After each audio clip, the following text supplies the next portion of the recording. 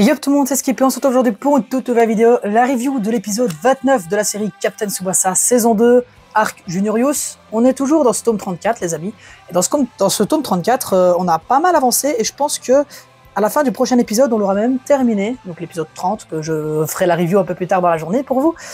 Et donc cet épisode 29, donc, comme je l'ai dit, voilà, je reprends les vidéos, mais j'ai 10 épisodes de retard, donc pendant les prochains jours, il va y avoir 2 voire 3 vidéos review par jour. Ouais, ça va être chaud à faire, mais on va y arriver. Il y a du retard à rattraper. Comme ça, au moins, je serai à jour pour dimanche et je pourrai me remettre un peu dedans. Donc, cet épisode, je l'ai beaucoup apprécié. Donc, j'avais un petit peu boudé mon plaisir sur l'animation du précédent épisode. Mais cette fois-ci, je le boude pas. C'était mieux. Franchement, c'était beaucoup mieux.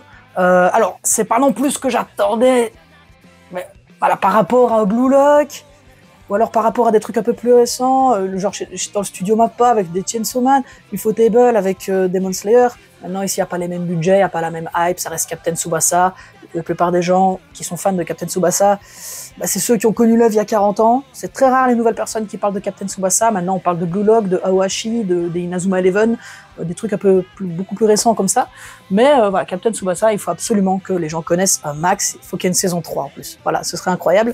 Mais du coup, beaucoup mieux cet épisode-ci, beaucoup plus dynamique, et on a encore vu quelques actions des Japonais face à Müller, un Müller qui est stoïque, qui est impérial, qui ne laisse passer aucun ballon. Il a même le réflexe à un moment, à l'insolence, d'arrêter le ballon du coude avec un réflexe que je pense pas que ce soit vraiment possible pour regarder d'avoir un réflexe comme ça. Donc vraiment pour te dire à quel point c'est un joueur qui est complexe. En plus il va stopper le retourné de Misaki juste après avoir repoussé le ballon du coude, donc il repousse 2 tirs en 2 secondes. Voilà, comme son coach l'a dit, il est imbattable, et c'est justement parce qu'il est imbattable et parce qu'il n'a aucune faiblesse que le coach l'a laissé jouer. Donc là, aux yeux de tout le monde, Müller est invincible. Ça va être très compliqué pour le Japon de marquer, et surtout que suite à la relance de Müller au tout début de l'épisode, donc après l'arrêt de l'épisode précédent, eh bien Schneider va allumer et Genzo à bout portant va aller choper le ballon. Et ça, c'est une scène mythique du manga. La planche est déjà magnifique de base. Je vais vous la retrouver. Et dans l'animé, elle a été sublimée en plus par les couleurs, par l'écran partagé, on va dire, avec entre le feu et puis Genzo, qui ont lui attribué la couleur bleue. J'ai vraiment trouvé cette image magnifique. Ouais. Déjà dans le manga, la planche, elle est quali. Elle est vraiment quali. Donc je suis content qu'ils ont respecté ça. Je pense même que ce sera l'une des miniatures de la vidéo. C'est fort possible. Et donc, du coup, à ce moment-là, Genzo qui dit « Ouais, j'ai bien failli encaisser un but ce coup-là, Schneider. » Bon, et comme ils sont potes, quoi, ils se connaissent. Et donc là, contre-attaque du Japon. Le Japon va encore faire les attaques. C'est là que je dis que justement, Müller va encore le stopper. Et sauf qu'à un moment, elle va arrêter de narguer les Japonais. Et il va relancer le ballon en dégagement directement sur Chester. Mais sauf que Schneider va redescendre au milieu de terrain. Et piquer le ballon à Chester. C'est un mouvement très inattendu déjà pour un attaquant qui a son froid et la classe mondiale comme Schneider, de prendre le ballon à son coéquipier, d'être imprévisible et de surtout passer de la pointe, enfin vraiment le tout devant de l'attaque, revenir au milieu de terrain. C'est un mouvement inattendu. Il a fait ça parce que ses parents sont venus au stade. Il avait, rappelez-vous, au tout début du tournoi, il avait eu l'insolence de payer des tickets pour la finale à ses parents. Des tickets avec des places dans les tribunes pour la finale, mais on savait pas encore qui allait être en finale, mais lui il était persuadé qu'il allait arriver en finale, donc il a fait ça, et au final les parents se rejoignent, se retrouvent, et on sent que ça a été un peu compliqué entre eux. Il me semble qu'ils sont divorcés, si je dis pas de bêtises, j'ai un peu oublié le background autour de la famille de Schneider. Donc on voit Marie, la petite sœur qui est contente que ses 2 parents soient là, et donc on s'asseoir. Schneider qui voit ses parents dans le public, justement, ça va le motiver à ce qu'il puisse exprimer son jeu. Et là, il va faire ce mouvement inattendu envers Chester, et il va dribbler tout le Japon, toute l'équipe.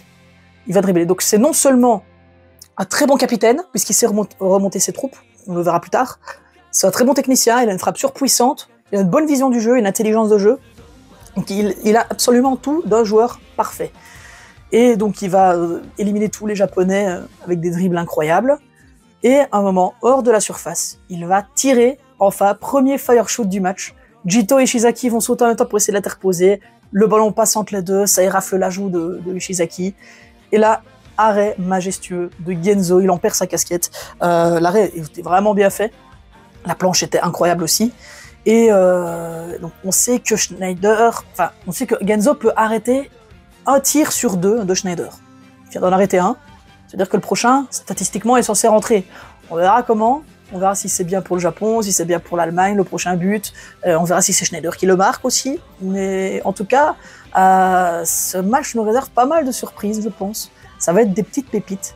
Et donc quand Genzo arrête ce tir incroyable, eh bien, il va renvoyer le ballon aux Japonais pour relancer une contre-attaque. Et à ce moment-là, Schneider va faire une pause juste avant, en mode ouais, le prochain je le marque. Et vraiment, il va affirmer comme ça, il va affirmer sa figure de puissance. Ça va remonter un peu ses troupes. Et là, Schneider va dire à ses coéquipiers, les gars, il faut changer votre jeu, parce que Genzo il nous connaît.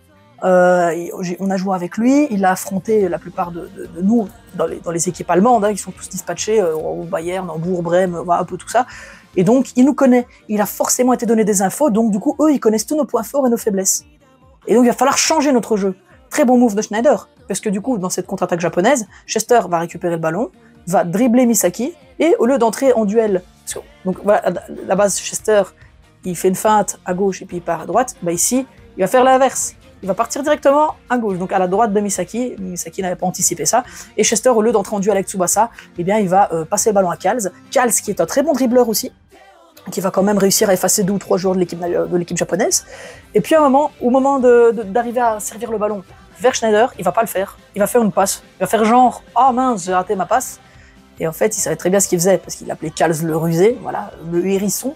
Et Margus va venir comment est-ce qu'on dit le mot, il va venir en embuscade, voilà. Il va venir en embuscade pour essayer de récupérer ce ballon. L'épisode s'arrête là-dessus. Qu'est-ce qui va se passer? Est-ce que Margus va tirer? Est-ce qu'il va faire une passe, une feinte? Est-ce qu'il va marquer? Est-ce que Genzo récupérera ce ballon? Est-ce qu'il y aura un autre duel avec un défenseur? Voilà, tout ça. J'imagine qu'il a fallu attendre une semaine à chaque fois. Donc pour ceux qui ne regardaient que l'animé sans lire le manga, ça devait être vraiment frustrant. Mais au final, moi, je vais pouvoir complètement jouir de cet épisode, enfin de ce match au final en une fois, parce que je sais juste que le match Japon-Allemagne est terminé à l'heure actuelle quand j'aurai rattrapé les épisodes, donc je vais me faire tout le match d'un coup, donc ça va être vraiment kiffant. Et donc voilà, hâte de voir ce qui va se passer.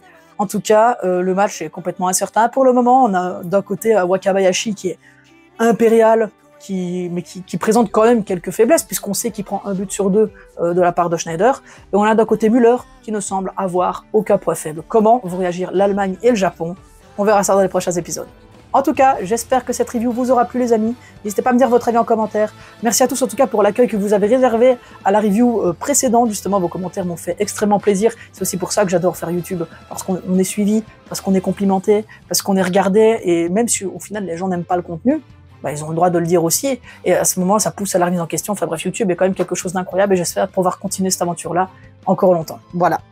Du coup les amis, merci à tous, n'hésitez pas à lâcher un petit pouce bleu, ça me fait extrêmement plaisir, à vous abonner à la chaîne. Vous pouvez aussi me dire en commentaire ce que vous avez pensé de cet épisode, globalement, ou même de ce match, du moment que ça me spoil pas pour les prochains épisodes, mais voilà, considérez que là je suis à l'épisode 29, voilà. Donc là je vais couper la vidéo, faire le montage, l'upload, regarder l'épisode 30, et puis après on fera cette review ensemble, voilà. Merci à tous les amis, on se retrouve bientôt pour une prochaine vidéo dans la journée. Bye tout le monde.